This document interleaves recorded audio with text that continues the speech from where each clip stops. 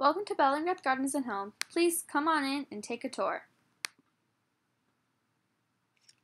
1903, Mr. Walter Duncan Bellingrath arrived in Mobile to take over a Coca-Cola bottling company. In 1906, there was a hurricane that struck the Coca-Cola bottling company that had only been open for 2 years. 1906, Mr. Bellingrath marries his former stenographer, Bessie May Morse. In 1917, the Bellingraths purchased what once was Lisloy Club overlooking Bow River. It was a 25-acre property that was a men's fishing club and occupied a pair of rough cabins that had housed sawmill workers in the early 1890s. Bellingrath enlarged the north cabin to include a couple bedrooms. The property became known as Bell Camp. In 1927, the Bellingraths toured Europe for several months. They were inspired by the beautiful estate gardens throughout Europe, so once returning home, they hired an architect, George B. Rogers, to turn their camp into a garden estate.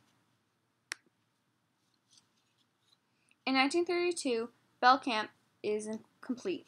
The Rockery, Mirror Lakeland Bridge, Summer House, Fountain Plaza, and waterfront are in place. They invite visiting delegates to their Garden Club convention to tour the gardens. They invite Mobilians the following afternoon.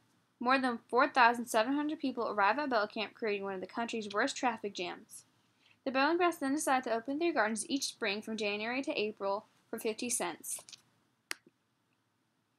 1933, they announced that they would be opening the property year-round, beginning in 1934. They then asked George B. Rogers to design a home at Bell Camp for them to live throughout the year.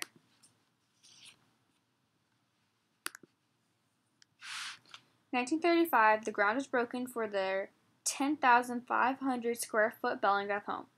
It was described as mingling of French, English, and Mediterranean influences. Upon returning home from their visit to New Orleans, they found a crowd of more than 200 friends and well-wishers in their driveway. A bronze plaque and stone bench had been installed. It thanked them for opening their estate to the public and their untiring efforts for the upbuilding of the city of Mobile and this charm spot of the Deep South. In 1939, the old garage is replaced by a 6-car garage with a 4-bedroom guest house. A private chapel is also built at the south end of the structure. In 1943, Mrs. Bessie May Morse Bellingrath died at the age of 64 in Hot Springs, Arkansas. In 1949, Mr. Walter Bellingrath, with a few friends, decides to open the Morse Bellingrath Foundation. In 1955, Mr. Walter Duncan Bellingrath died at the age of 86. He's buried beside his wife at Magnolia Cemetery. In 1956, the property is officially named Bellingrath Gardens and Home. The home is now open to public for tours.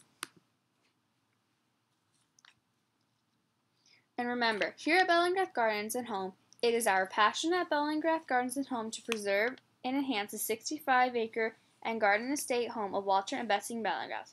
So please make your time to come and visit this wonderful garden estate.